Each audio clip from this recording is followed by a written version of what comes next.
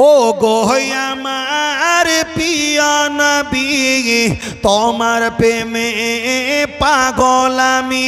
আহায় জন্ম আমার হুগলি জেলাতে রেখেছ আমায় পাগল করে। আহায় জন্ম আমার ইন্ডিয়াতে রেখেছ আমায় পাগল করে। রসুল তোমায় ভালোবাসি মন হৃদয় উজাড় করে। বুকের মাঝে জ্বালায় আমার দূর হবে তোমার দিদারে, দূর হবে তোমার দিদারে। শরীফে মোজাদ্দেদ জামান পীর আবু বকর সিদ্দিক রহমাতুল্লাহ আলাইহি বসিরহাট আল্লামা হুজুর একটা কিতাব লিখেছেন, যত সম্ভব ওই কিতাবটার নাম হলো ফতোয়ায়ে আমিনিয়া হতে পারে। হুজুর আমার বলেছেন, কোনো যদি স্বামী একটা বার কাপড়ের দোকানে যায়, কাপড়ের দোকানে গিয়ে বলছেন, ও দোকানদার ভাই ঈদের মার্কেট কিংবা কোনো একটা কেনাকাটায় আমাকে কিছু শাড়ি জামা কাপড় দেওয়া লাগবে। দোকানদার যদি জিজ্ঞাসা করে, ভাই শাড়ি কাপড় কাঁদ দেবেন? যদি বলেন আমার স্ত্রীকে দেবো, আপনি বলেন স্ত্রীটা যুবতী না হালকা না পাতলা না মোটা, ফারসা না মাগুরে না একটু ভালো দেখা যায় হাই ফিকা, ছোট না বড়? বসিরহাট আল্লামা হুজুর রহমাতুল্লাহ ফতোয়ার কিতাবে বর্ণনা করে বলেছেন, কোনো একটা পুরুষ অপরিচিত পুরুষের কাছে নিজের স্ত্রীর চেহারা রোগা না পাতলা, ফারসা না কালো, মোটা না চিকন, এমন যদি চেহারার বর্ণনা যদি দেয়, মরণের আগে কলেমাতুল রদ্দ কুফর না পড়া পর্যন্ত ওর একটাও সেজদা ইবাদত আল্লাহর দরবারে কবুল হবে না। আল্লাহ নবী আমার হাদিস শরীফে বলেছেন, যারা জান্নাতে যাবে, যারা জান্নাতে যাবে না তারা হলো কারা? যারা জান্নাতে যাবে না ওরাই হলো তারা যারা সুদের ব্যবসা করে তাদের জন্য বলিনি, যারা ব্যভিচারী করে তাদের জন্য বলিনি, যারা জমি ভক্ষণ করে তাদের জন্য বলিনি, যারা ছিনতাই করে হত্যা করে তাদের জন্য বলিনি। আল্লাহ নবী বলেছেন, আদ-দাইয়ুসু লা ইয়াদখুলুল জান্নাহ, ওরা জান্নাতে যেতে পারবে না ইবাদত করা সত্ত্বেও। আল্লাহ নবীকে বললেন, তারা হলো কারা? নবী বললেন, ওরাই হলো তারা যারা স্ত্রীকে পরিবার পরিজনকে পর্দায় রাখে না। ওই দায়ুস ব্যক্তি আমার আল্লাহ দয়ার জান্নাতে যেতে পারবে না। আপনার স্ত্রীর ছবিটা দিয়ে আপনি ফেসবুকে দিয়েছেন, আমরাও ফেসবুকের অ্যাকাউন্ট খুলেছি, আমাদের 5 বছর হয়ে গেল, এখন কিন্তু 2000 হলো না, কিন্তু তারা নিজের মেয়েদের স্ত্রীদের কাটুন আর চেহারা দেখিয়ে তারা 1 মাসে 2 মাসে 1 বছরে লক্ষ লক্ষ তারা ফলোয়ার বাড়িয়ে নিয়েছে। আল্লাহ নবী হাদিস শরীফে বললেন, আন-নিসা ওয়া হাওয়ালাতি শায়াতিন, মেয়েরা হলো শয়তানের জাল। নবী আদম জান্নাতে আছে, মা হাওয়া আলাইহিস সালাম জান্নাতে আছে। ইবলিস যদি পুরুষ নবী আদমের কাছে যায়, শুষে পড়ে চড় মারবে, ইবলিস শুয়ে পড়বে। তাই ইবলিস কি করেছিল? মা হাওয়ার কাছে কান্নাকাটি করেছে, তাকে 5 দিয়ে বুঝিয়ে সুজিয়ে নবী আদমকে টোপর খাইয়ে জান্নাত থেকে বার করেছে। ও আমার যুবকেরা, নবী আমার একটা হাদিস শরীফে বললেন, কুল্লু নবিয়্যিন মাসুম, সমস্ত নবীরা নিষ্পাপ বেগুনাহ মাসুম। তাহলে একটা নবী যদি স্ত্রীর কথা শুনে জান্নাত থেকে যদি হড়কে নিচে নেমে চলে আসে, তোমার মতো একটা ছেলে ফেসবুকের কিছু সুইট ক্যামেরা ফটো তুলে 3:30 পর্যন্ত হড়কে জেগে থাকবে না, এটা শনি আর মঙ্গল। কে বলে জেগে থাকবে না? তবে আপনাদের এলাকার মায়েরা এরা ভালো, চলেন একটা বার এগিয়ে যাওয়া যাক। লক্ষ্য করে দেখা যায় আমাদের এলাকায় আখ বিক্রি করে অনেকে। আপনাদের জঙ্গল পাড়া দেখেছি আখ বিক্রি হয়, আপনাদের মশার দেখেছি আখ বিক্রি হয়। চকৃষ্ট রামপুর রাস্তা যাবার আগে মোটটার কাছে দেখেছি ফলের দোকান আছে, ওখানেও মাঝে মাঝে আখের বিহানওয়ালা দাঁড়িয়ে থাকে।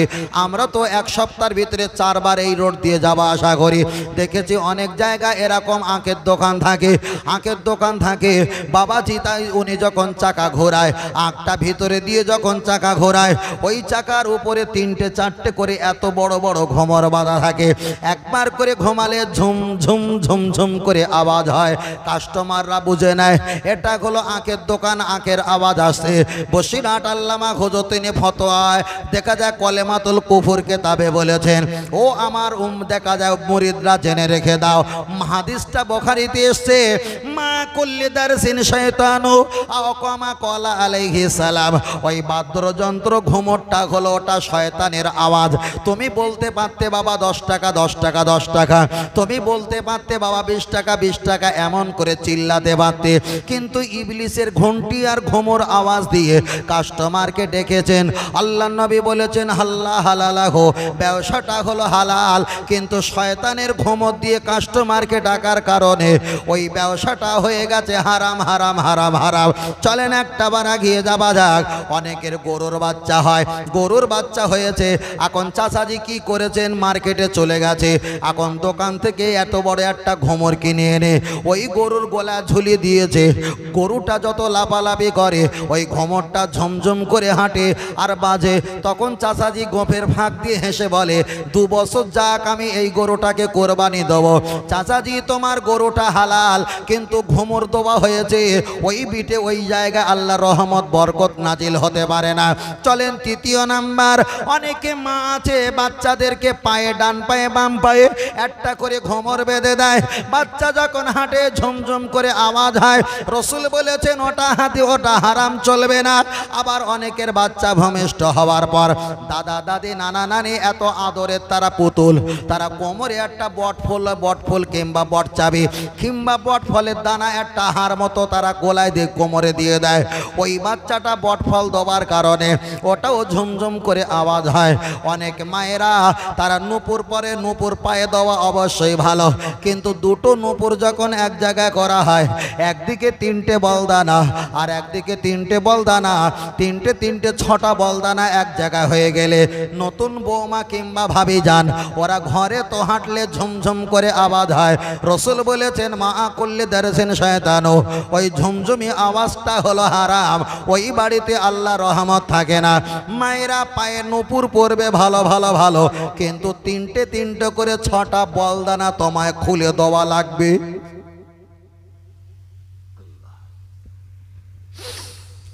চলেন আপনার কাছে আমি বোঝাতে চাই, লক্ষ্য করে দেখা যায় আমার মায়েরা চুড়ি পরে, আমি চুড়ি পরা হারাম বলতে পারবো না। মায়েরা চুড়ি পরবে অবশ্যই ভালো, স্টেনাল ফিস্টিল হীরা জহরত কাঞ্চন মণি মুক্তা আপনি সোনা দিয়ে চুড়ি পরতে পারেন। অনেক মায়েরা রূপার পরে, অনেকে প্লাস্টিকের পরে, অনেকের স্টিলের পরে, অনেকে সিটি গোল্ডের চুড়ি পরে। আমি বলবো অবশ্যই ভালো, এগুলো পড়তে পারেন, সমস্যা নেই। কিন্তু ভাবি তুমি একটা বার কি খেয়াল করে দেখোছো, তুমি হাতে যখন চুড়ি পরো আর যখন একটা বার রুকু সেজদা যখন চলে যাও, একটা চুড়ি যখন হাতের নিচে পড়ে আর ওপর থেকে চুড়িগুলো গড়গড় গড়গড় করে নিচে ঝমঝমি করে আসে। হুজুর আমার ব্যাখ্যা করে বলেছে হানাফি মাযহাবের মত হলো নামাজ পড়ার সময় ঝমঝমির আওয়াজ হলে ওই নামাজটা ফাঁসেদ হয়ে যায়, নামাজটা চলবে না। ও আমার চাচিমা ভাবি জানেরা, লজ্জার কথা বলতে আমার ভালো লাগে না, তথাপি একটু ছোট করে লজ্জার মাথা খেয়ে বলা যাক, এমন কিছু মেয়ে আছে, এমন কিছু ভাবি আছে, তারা হাতে এত পরিমাণ চুড়ি পরে, রাতের অন্ধকারে স্বামী স্ত্রী যখন এক জায়গায় থাকে, ওদের চুড়ির আওয়াজ, ঝমঝমির আওয়াজ, চুড়ির ট্যাংটাকে আওয়াজ পাশের কামরা দেওরের কানে পৌঁছে যায়। তাহলে তোমার চুড়ির আওয়াজের কারণে একজনকে উত্তেজিত করানো হলো, ওটাই হলো তোমার ব্যভিচার, ওটাই হলো তোমার গুনাহ। আবার অনেকে দেখতে পাওয়া যায়, অনেক ভাবিরা মায়েরা আছে, ওরা সকালবেলা ফজরের গোসল করলো, ফজরের গোসল করার পর ওরা লাল ব্লাউজ, লাল সায়া, লাল শাড়ি পরতে ওরা ভালোবাসে, ঠিক রাস্তার কোলে ওরা টাঙিয়ে দিয়েছে। কোনো বাইকওয়ালা ছেলে, কোনো সাইকেলওয়ালা ছেলে একটা মেয়ের ব্লাউজ কিংবা সায়ার কোয়ালিটি দেখে অবশ্যই ধরে নেবে এই বাড়িতে বয়স্ক মহিলা না অল্প বয়স্কা মহিলা আছে। হুজুর আমার ব্যাখ্যা করেছে এটা চলবে না, এটা হারাম হারাম হারাম। কিন্তু এমন কিছু কুলাঙ্গা যুবক আছে, ওরা প্যান্টি জাঙ্গিয়া পরে, আবার ওই জাঙ্গিয়া দরজার কাছে দড়ি টাঙিয়ে ওখানে আবার শুকনো করতে দেয়। লজ্জা থাকা দরকার। একটা জাঙ্গিয়া একটা প্যান্ট দরজার কাছে টাঙিয়ে শুকনো করতে দিয়েছে, একদম মা বাপের সামনে টাঙিয়ে দিয়েছে। এগুলো একটু গোপন রাখবে না, আদব, এগুলো আদব, গোপন রাখবে, বোঝেন না? এখনো পর্যন্ত যারা বয়স হয়ে গেছে 40, 45, 60 বছর হয়ে গেছে, দুই ভাই, বড় ভাইও বিড়ি খায়, ছোট ভাইও বিড়ি খায়, তবুও 60 বছর হয়ে গেছে, 45 বছর হয়ে গেছে, বড় ভাইরে দেখে এই 45 বছর ওলা চাষা তবুও বিড়িটা লুকিয়ে লুকিয়ে খায়, এমনও আছে না নাই? এটা একটা আদব। হয়তো এও ভুল করছে, ও ভুল করছে, কিন্তু তাদের ভিতরে একটা আদব কাজ করছে, একটা আদব কাজ করছে। আল্লাহ, চলেন আমি আপনার কাছে বোঝাচ্ছিলাম যে কথাটা বলছিলাম, মায়েদের ব্যাপার কথা বলছিলাম। তবে আর একটা কথা আমি আপনার কাছে ছোট করে বলি, লক্ষ্য করে দেখা যায়, ও বাপজিরা খুব ভালো করে খেয়াল করে দেখবেন। আল্লাহর নবী মুসা আলাইহিস সালাম আমার আল্লাহকে জিজ্ঞাসা করলেন, ও রব্বুল আলামিন, আল্লাহ আপনি যখন খুশি হও আমাদেরকে কি দাও? আল্লাহ বললেন, আমি যে এলাকা, যে বাড়ি, যে মহল্লায়, যে কান্ট্রিতে আমি খুশি হই, ওই জায়গায় আসসামা, আসমান থেকে আমি আল্লাহ পানি নাজিল করে দেই। আমার আল্লাহকে আবার জিজ্ঞাসা করলেন, আল্লাহ দ্বিতীয় নম্বরে খুশি হলে আপনি কি করেন? আমার আল্লাহ বললেন, ওই এলাকায় দূর থেকে মেহমান আত্মীয় আমি পাঠিয়ে দেই।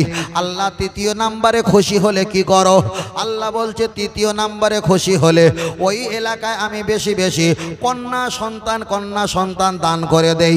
তাহলে একটা ছোট বাচ্চা মেয়ে সন্তান যখন ভূমিষ্ঠ হয়, রসুল বলেছে ওটা হলো রহমত, রহমত, রহমত। ওই মেয়েটার বয়স যখন 18-20 হয়ে যায়, ওটা হলো আমানত, তোমাকে বিবাহ দিতে হবে। আবার ওই মেয়েটার বয়স যখন 60, 70, 80 হয়ে যায়, ওটাই হয়ে যায় জান্নাত, জান্নাত তোমার মা বাপের পায়ের নিচে তোমার জান্নাত। তাহলে একটা মেয়ের ভিতরে আল্লাহ অনেক রকম কোয়ালিটি দিয়েছে, কিন্তু সমাজের দিকে একটা বার তাকিয়ে দেখো, আমার আল্লাহ যাতে খুশি, পৃথিবীর নবী রাসূলরা তাতে খুশি হয়েছে। তাই পৃথিবীর জমিনে যত মানুষের আল্লাহ মেয়ে সন্তান দান করে, ওটাই তো আল্লাহ পাকের নিয়ামত। কিন্তু দেখা যায় ঈদের সময় মার্কেটে গিয়ে কেনাকাটা করেছেন, মেয়ে আছে 1.5 বছর, 2 বছর, 6 মাস, 8 মাস বয়স, এখন মেয়ের জন্য পুরুষের একটা চশমা, পুরুষের একটা জামা, পুরুষের একটা শার্ট পাঞ্জাবি মতো, পুরুষের একটা আবার হিন্দু ভাইদের মতো ধুতি মতো পাওয়া যায়, সেইগুলো তাকে পরিয়ে দিয়েছে। তাহলে আল্লাহ তোমার বাড়িতে দিয়েছে কন্যা সন্তান, ওটাই হলো রহমত। রহমতের উপরে পুরুষের চেহারার উপর মতো জামা কাপড় লাগিয়ে ওটা গজবে পরিণত করে দিয়েছে, কিন্তু মুখে বলে আমার আল্লাহ যাতে খুশি, আমি তাতে খুশি। চলেন একটা হাদিস পড়া যাক। নবী আমার হাদিস শরীফে বললেন, লা ইয়াবকা মিনাল ইসলামি ইল্লা ইসমুহু আকামা ক্বালা আলাইহিস সালাম। ও আমার সাহাবীরা জেনে রেখে দাও, সেই জামানায়, আখিরি জামানা দেখতে পাওয়া যাবে, ওরা শহরে নগরে, পাড়ায় পাড়ায়, গ্রামে গঞ্জে, খানকা, ঈদগাহ, মুক্ত মসজিদ, মাদ্রাসায় ইসলাম পানির মতো সাঁতার কেটে চলে যাবে। ওদের আধার কার্ড দেখতে পাওয়া যাবে মুসলমান, খাদ্য সুরক্ষার প্যান কার্ড দেখতে পাওয়া যায় মুসলমান। ওরা গাড়ি চালায়, ওখানে আরবি লেখা ঝুলছে, বুঝতে পারবে এটা মুসলমান, কিন্তু ওরা নামে মুসলমান থাকবে, কিন্তু ওদের ভিতরে ঈমান পাওয়া যাবে না, যাবে না, যাবে না। তাহলে আপনি বলবেন, হায়াতের মালিক আল্লাহ, আল্লাহ যাতে রাজি আমিও তাতে রাজি। তাহলে আল্লাহ দিয়েছে মেয়ে সন্তান, আর মেয়ে সন্তানকে পুরুষের সন্তান, পুরুষের জামা কাপড় পরিয়ে তুমি যখন মদ্দা বানাতে চেয়েছো, তাহলে আল্লাহর হুকুমের উপরে তুমি চাপ সৃষ্টি করেছো, ওটাই হলো কুফরি, ওটাই হলো কুফরি। তোমার নাম ইমাম সাহেবের কাছে মুসলমান লেখা থাকতে পারে, কিন্তু হাসরের মাঠে আল্লাহ দরবারে তোমার নাম বেঈমান হয়ে যাবে। ফের বলছি, আল্লাহ যাতে খুশি হবে, বান্দারও তাতে খুশি হওয়া দরকার। তাই মুখে শুধু বললে হবে না, गंगा आदमी जबान से इकरा कर कलेमा नहीं, इकरा कर नहीं सकता था, उसका ईमान लाना कैसा मालूम होगा? उसका लिए कुदरती मजबूरी वजह से इशारा कर दो, अल्लाह एक है। যদি কোনো পাগল আদমি ইশারা করে আসমানের দিকে তাকিয়ে বলে আল্লাহ এক, আল্লাহ এক ওর ভাষায়, ওই ব্যক্তি ইমানদার। পাগলের জন্য নামাজ পড়া জায়েজ নেই, পাগলের জন্য হজ করা জায়েজ নেই, পাগলের জন্য জাকাত দেওয়া জায়েজ নেই, পাগলের জন্য ফেতরা দেওয়া জায়েজ নেই, পাগলের জন্য যুদ্ধের মাঠে যাওয়াও মাপ। কিন্তু আল্লাহ আমাদের সচ্ছল করেছে, আল্লাহ আমাদের ভালো করেছে, আল্লাহ শুকরিয়া আদায় করার জন্য ইবাদত করা লাগবে না, লাগবে না? লাগবে। তাই আমি প্রথম থেকে এই পর্যন্ত একদিকে মারেফাত লাইনের কথা বলছিলাম, অপরদিকে আমাদের পারিবারিক, আমাদের মায়েদের, আমাদের পরিবারদের কিছু সামাজিক কথা বলছি। কথা ঠিক না বেঠিক? আমি ওই বিষয়টা লম্বা করে বলতাম, কিন্তু কিছু পরে নেক্সট টাইমে এটা করতে আমাকে বাধ্য করিয়েছে। তাতে কি আপনারা আবার বলুন হুজুর একবার বলতে বলতে আর অন্যদিকে যাচ্ছে, এরকম কিছু মনস্ক করলে এটা আপনাদের ভুল হবে না। দরুদ শরীফ আল্লাহুম্মা পড়ো বাবা জোরে। ওয়া আলা আলি সাইয়্যিদিনা মামিনার ঘরে যাব, সেইখানে আখিরি নবীকে পাবো। মনের কথা সব বলিব, সে যে মুহাম্মাদিয়া রাসূলুল্লাহ। আল্লাহুম্মা জোরে পড়ো না বাবা, মাশাআল্লাহ দোয়া হবে তো, অত টেনশন কিসের। ওয়া আলা আলি সাইয়্যিদিনা সাল্লাল্লাহু আলাইহি ওয়াসাল্লাম। কি আর 10 মিনিট যাবে না? এখনই দোয়া করে দেবো। আর 10 মিনিট যাক নাকি? সাইর ভাই কি বলছো? কেন ধরে বেঁধে পীড়িত করে ভালো না? আমি ছেড়ে দিতে পারলি বাঁচি ভাই। আমার ধর রাখার নেশা একদম মোটেই নেই ভাই, শুধু ছেড়ে দিতে পারলি বাঁচি, পালা শোধ করতে পারলে বাঁচি। আল্লাহ আকবার আল্লাহ। চলেন ছোট করে এগিয়ে যাই। আমরা তো মোনাজাত করি না, মোনাজাত ধরো আমি 10 মিনিট মোনাজাত করব। এখন 10 মিনিট মোনাজাত করব, এখন 7 মিনিট আরবিতে মোনাজাত করছি। রব্বানা আতিনা, রব্বানা জালামনা, রব্বানা রব্বানা রব্বানা রব্বানা বলে যাচ্ছি। যারা আমিন আমিন বলতে সেই রব্বানা মানে কি এরা বোঝে? তাহলে আমি যদি এখানে যদি আরবিতে 7 মিনিট দোয়া করি, আমার মুসল্লিগুন বাবাজিগুন এরা আরবি কিছু বোঝে না, শুধু আমিন আমিন বলে জানে আমাদের হুজুর কি আর ভুল বলছে, যা বলছে ঠিকই বলছে। কিন্তু বিষয়টা ওটা না, বিষয়টা হলো এটাই, কামতে হবে তো, কামতে হবে। এখন রব্বানা জালামনা, রব্বানা ওয়ালা তাহমিলনা, রব্বানা ওয়ালা তুহাম্মিলনা, রব্বানা আতিনা, রব্বানা ফাগফিরিলানা, রব্বানা আতমিলানা নূরানাই, রব্বানা দিয়ে যত দোয়া আছে সব বলছি। ছেলেরা হুজুরা ভাইরা আমিন আমিন বলছে। এখন যারা বোঝে না এদের চোখ থেকে কি পানি আসা সম্ভব? মানে হুজুর তো আরবিতে বলছে, আমি কিছু বুঝতে পারি না, আমার মাইন্ড কাজ করে না, আমার অন্তর কাঁদে না, চোখ থেকে কি পানি আসবে? এটা সত্য না মিথ্যা? ওই জন্য দাদা হুজুর পীর কেলা বলতেন, বাবা তোমরা যে ভাষাভাষী মানুষ সেই ভাষাভাষীতে তোমরা দোয়া করবে, তাতে কি হবে? তোমাদের কান্না আবেগ আল্লাহর প্রতি তোমাদের বেড়ে যাবে। বলুন সুবহানাল্লাহ। এবার কি করে, অনেক জায়গা দেখেছি 10 মিনিট দোয়া করবে, তাহলে 7 মিনিট আরবিতে দোয়া করে মেমোরি ভর্তি করে নিয়েছে, আর 3 মিনিট বাংলা দোয়া করেছে। কান্না যখন শুরু করবে কি, স্টার্ট করবে কি, ওদিকে কলেমা শরীফ পড়ে মোনাজাত শেষ করেছে। ভাই এই দোয়া করা আর না করা, ওর থেকে পানিতে চুবিয়ে দেওয়াটাই ভালো, আমি যেটা বুঝি। বোঝেন না? কাঁদতে হবে, কান্নার চেষ্টা করতে হবে। তার কারণ পৃথিবীতে কোনো কান্না ছাড়া কোনো মানুষ যেমন দয়া দেখায় না, আল্লাহও কান্না ছাড়া দয়া দেখায় না। ঠিক না বেঠিক? কাঁদতে হবে। কান্নার ভিতরে অনেক কিছু মাফ আছে, কান্নার ভিতরে অনেক কিছু ক্ষমা আছে, কাঁদতে হবে। চলেন আমি আপনার কাছে বোঝাতে যাই, লক্ষ্য করে দেখা যায় আমরা দোয়া করব আলহামদুলিল্লাহ ভালো, দোয়া আমরা করব আলহামদুলিল্লাহ ভালো। তবে নবী আমার বললেন আর দোয়া ও মুখুল ইবাদ, ইবাদাতের মগজ হলো দোয়া। আপনার ইবাদত ভুল হয়ে গেছে, সিজদা দিলে কবুল হবে কিনা সন্দেহ আছে। আপনি ইবাদত করবে, মোনাজাত করে দোয়া করে আল্লাহর কাছে আপনি কান্নাকাটি করেন, আল্লাহ ক্ষমা করবে, ক্ষমা করবে। এবার যখন মায়েদের ব্যাপারে কিছু বলছিলাম, আমার যুবক ভাইদের বিষয়ে নামাজ, ইবাদত, দোয়া, কান্নাকাটি, মসজিদ বারান্দা আমরা বলেছি, মায়েদের বিষয় বলছিলাম। আর একটু মায়েদের বিষয়টা একটু খেদমত একটু বাড়িয়ে দেওয়া যাক।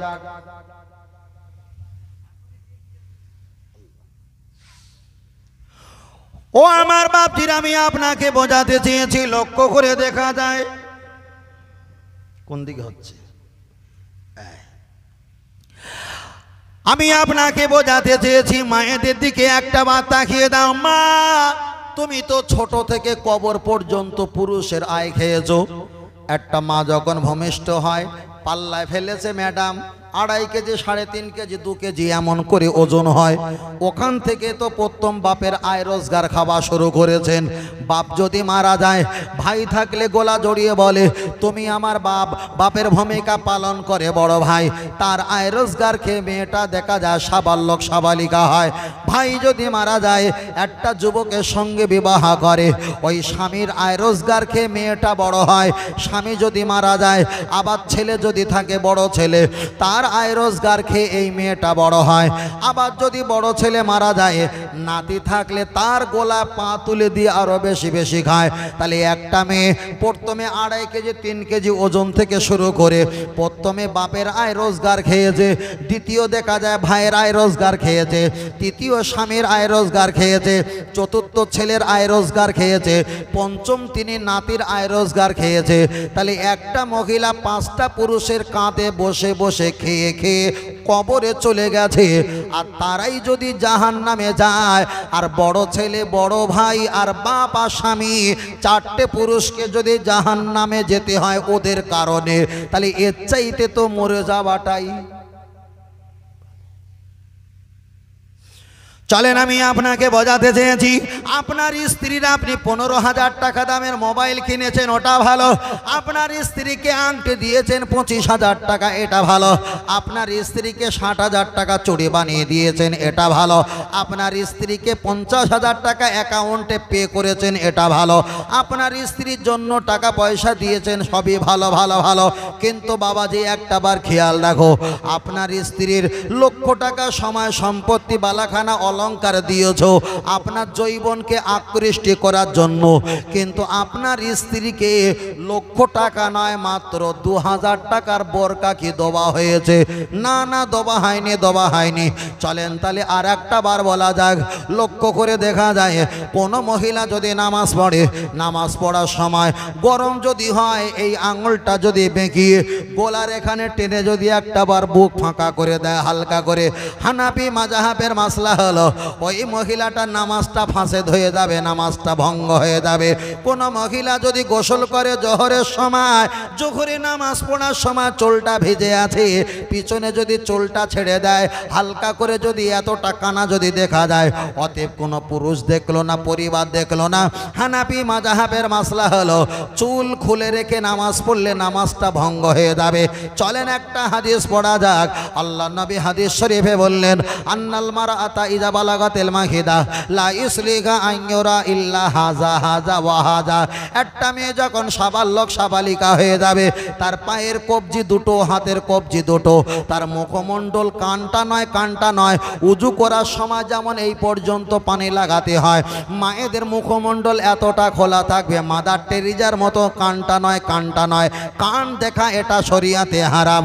তাহলে একটা মেয়ের দোনো আরজুলাকুম, দুটো পায়ের কবজি, দোনো আইদিয়াকুম, দুটো হাতের কবজি, আর মুখমণ্ডল, এটা বাড়ির পরিবার 5 জন 6 জন 3 জন 8 জন যারা আছে এদের জন্য দেখানো জায়েজ জায়েজ জায়েজ জায়েজ। কোনো ব্যক্তিকে দেখানো জায়েজ হতে পারে না, পারে না, পারে না। চলেন একটা বার আগিয়ে যাওয়া যাক। তাহলে মায়েদের চুল খুলে নামাজ পড়লে নামাজটা ফাঁসেদ হয়ে যাবে, চলবে না।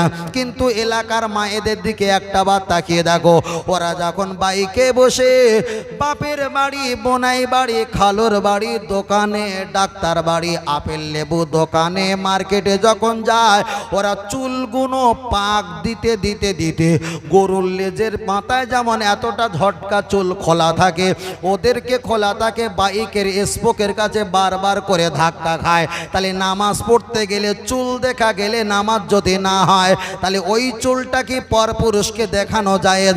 কখনো জায়েজ হতে পারে না, পারে না। চলেন আমি আপনার কাছে আর একটা হাদিসের ব্যাখ্যা বলি।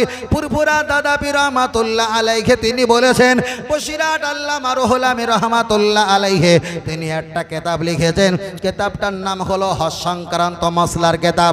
হুজুর আমার ব্যাখ্যা করে বলেছেন, আল্লাহর কাবা শরীফে যারা হজ করতে যাবে, কাবা শরীফে 2.5 থেকে 3,000 সেলুনের দোকান আছে। আমাদের এখানে যেমন বুড়োর দোকানে ঢুকলে 20 টাকা করে চুল কাটতে নেয়, একটু পাখা থাকলে সেখানে নেয় 25 টাকা 50 টাকা নেয়। একটু বাবা দেখা যায় গদি চেয়ার থাকলে 80-90-100 টাকা, একটু মাথায় দুমদাম ঝাঁটার বাড়ি মারলে সে নেবে 250-300 টাকা। মক্কা শরীফে 2,500-3,000 সেলুনের দোকান আছে, কোনো জায়গায় 6 রিয়াল, কোনো জায়গায় 12 রিয়াল, কোনো জায়গায় 8 রিয়াল, এক একটা প্রসেসিং এক একটা রেট। তাহলে মক্কা মদিনা শরীফে যারা হজ করতে চলে যাবে, শরিয়াতের মাসলা হলো চাচাজি তোমার মাথার চুলটা নেড়া হতে হবে। আপনার স্ত্রী আছে, স্ত্রীর চুলের অগ্রভাগের কিছু চুলটা কাঁচি দিয়ে কেটে দিতে হবে। কাটতে পারবে কে? মহরিমা পুরুষ। মহরিমা পুরুষ কাদের বলা হয়? নিজের ছেলে মাকে বিয়ে করতে পারবে না, ওই ছেলেটা মায়ের চুলের আগাটা কাটতে পারবে। নিজের শ্বশুর যদি থাকে বৌমার আগাটা কেটে দিতে পারবে। এমনকি নিজের ভাই যদি থাকে ওটা কেটে দিতে পারবে। নিজের স্বামী যদি থাকে ওটা কেটে দিতে পারবে। এটা হলো মহরিমা পুরুষ। এরা যদি তোমার সঙ্গে না থাকে, স্বামী যদি চুল কাটে নেড়া হয় আর তোমাকে যদি সেলুনের দোকানে বসিয়ে দেয়, সেলুনে তো যুবকওয়ালা ছেলে নাদোষ নদুর চেহারা, যে চুলটা যদি আল্লাহ নবী বলেছে হাতের কবজি, মুখমণ্ডল, পায়ের কবজি, 3টে অঙ্গ ছাড়া পৃথিবীর কোনো মানুষকে অঙ্গ দেখানো যাবে না। তাহলে সেলুনের দোকানওয়ালা যদি তোমার চুলের অগ্রভাগের কিছু আগাটা কেটে দেয়, বসিরাট আল্লামা হুজুর বলেছেন নারুন হাবিয়া, ওই মহিলাটাকে হাবিয়া নামিও জাহান নামে আমার আল্লাহ তার পুঁতে দেবে, ওই জায়গা জাহান নামে নিক্ষেপ করবে। ও আমার মায়েরা বোনেরা, আল্লাহর কাবা শরীফের দিকে তাকালে, যে কাবার দিকে তাকালে 120টা করে রহমত হয়, যে কাবায় নামাজ পড়লে 1 রাকাতে 1 লক্ষ রাকাতে সওয়াব হয়, যে কাবায় আল্লাহর কোরআন নাজিল, যে কাবায় লক্ষ লক্ষ নবীদের আগমনের জায়গা, যে কাবাতে শরীফাতে নামাজ পড়া হয়, যে কাবা আপনাদের মশার থেকে নিয়ে আল্লাহর কাবা 8,500 কিলোমিটার কম বেশি রাস্তা, ওই কাবা শরীফে কোরআন নাজিল, ওই কাবায় দোয়া করলে 13 জায়গায় দোয়া কবুল হয়ে যায়, ওই কাবা শরীফ দোয়া করলে দোয়া কবুল হয়ে যায়। ওই কাবা শরীফের এলাকায় আপনার স্ত্রীর চুলের আগা যদি অন্য পুরুষ দেখতে পায়, এর জন্য যদি জাহান নামে যেতে হয়, তাহলে আপনার স্ত্রীর চুল তো এটা কাবার এলাকায় নয়, সৌদি এলাকায় নয়, তাহলে এখানে যদি আপনার স্ত্রীর চুল দেখতে পায়, তাহলে আপনার স্ত্রী আর আপনি কোন জাহান্নামের গর্তে যাবে, আগে থেকে সেই জাহান্নামের গর্তটা স্মরণ রেখে দাও। ফের বলছি বাবা, ফেসবুকে নিজের বাড়ির পরিবারের ছবি দেবেন না। যতই বড় হুজুর হও, যতই বড় ইবাদত করো, 1 হাত সেলাই করতে গিয়ে 5 হাত ছিঁড়ে যাবে, চলবে না। মায়েদের বলবো গলার আওয়াজ আস্তে করতে হবে, গলার আওয়াজ আস্তে করতে হবে। স্বামীও যদি অন্যায় করে তবুও বলতে হবে মাধুর্যতার সঙ্গে, মাধুর্যতার সঙ্গে। যদি স্বামী রেগে যায়, কথা না নেয়, 1 ঘন্টা পরে গিয়ে ট্রাই করো বোঝানো, যদিও তুই খেচে মেচে ওঠে, চলে এসো। 2 ঘন্টা পরে ট্রাই করো, তাও হলো না, ফের অন্য সময় ট্রাই করো বোঝানোর জন্য, বসবে। তার কারণ রসুল বলেছেন পুরুষরা হলো শক্তিশালী, নারীরা হলো দুর্বল। তাই দুর্বলদের নিরাপত্তার জন্য পুরুষের সিনা শক্তিটা আল্লাহ দান করেছে, বলুন সুবহানাল্লাহ। ওই জন্য টিউ নরম, টায়ে শক্ত, ওই জন্য নরম জিনিসটা বুকের ভিতরে পেটের খোলে থাকে, আর টায়ে শক্ত, টায়েরটা বাইরে থাকে।